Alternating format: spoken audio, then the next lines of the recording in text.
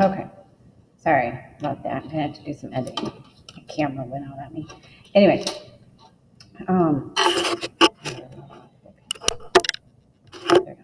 So I'm continuing to paint with the direction of my pear. Now, I know this pear has some highlights and it has some shadows, okay? So what I'm going to do is I'm now going to take a little bit of white and I'm going to go in and add some areas that are highlighted. Now, some people like to keep and I'll fix those cherries later. Some people like to keep their brush strokes really rough. That's totally fine. If you want your brush strokes, you want your paint to smooth out a little bit, then what I do is I take a dry brush and, there we go.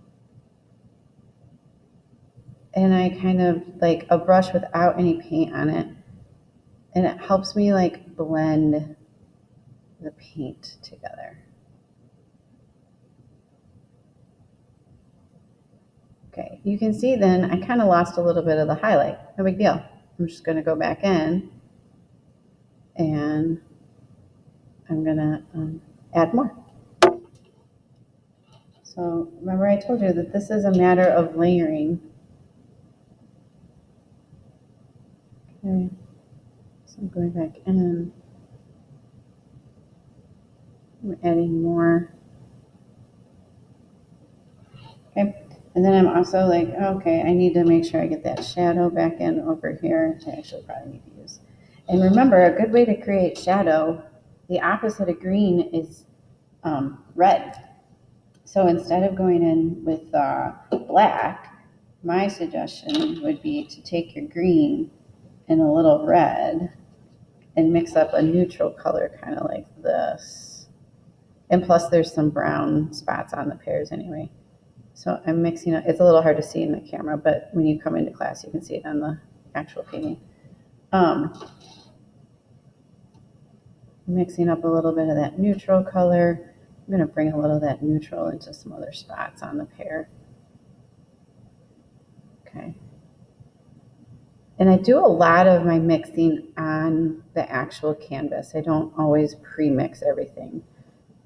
It kind of helps keep your paintings interesting and create some interesting undertones and texture to your work, okay? All right, I'm gonna let that dry because it's really wet, but then I'm gonna come over here and I'm gonna retouch my other pear. This pear is looking good, but it still has a lot to, I need to come over here and I need to work on the shadow a little bit because it could use a little bit more depth here in the shadow. Notice I'm painting with the contour of the pear. I'm not just like going side to side. I'm trying to really create the form of that pear. I'm going in here. You can use a smaller brush too when you start to get into smaller details. Going back here. Sometimes I like to use my brush a little on the drier side. I don't like to load up on paint. So that's what I'm doing right now. I have my brushes a little drier, so it's not as much paint is getting on the canvas. Because this one already has a couple of layers, so I don't really need as much. And then I'm going to come in with a little bit of white. I'm going to kind of fill in go over those highlights again. And I just keep working back and forth with the layers, pushing the highlights and the lowlights until I have an image I'm happy with, okay? All right, the shadows. So with the shadows, do kind of the same thing I was talking about where you're using wet on, you're just mixing right on the paper. Or the canvas, sorry.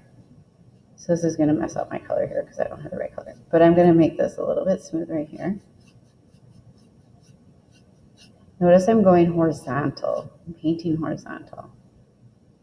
That's because we want the reflection to go along the table in a horizontal manner. You don't want to paint it this way because it's not going to be correct.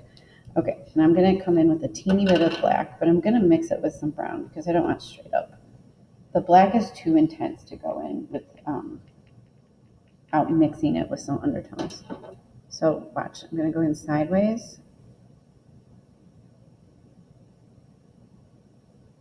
and I'm smearing it across.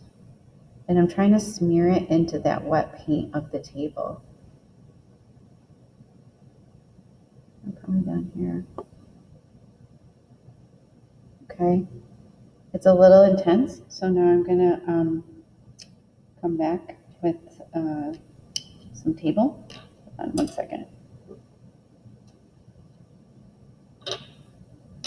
Sorry, I have to mix up the color. I lost my color here. So I'm gonna come back in with some of the table color.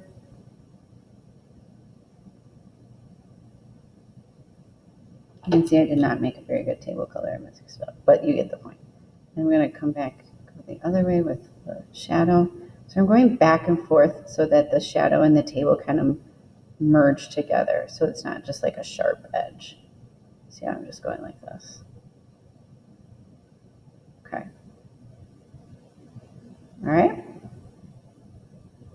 And then you'll do the same thing with your cherries, and you'll be painting them with the contour. Okay. You'll add some darker red for the shadow and some highlight for some white for the highlights. And then keep layering, keep layering.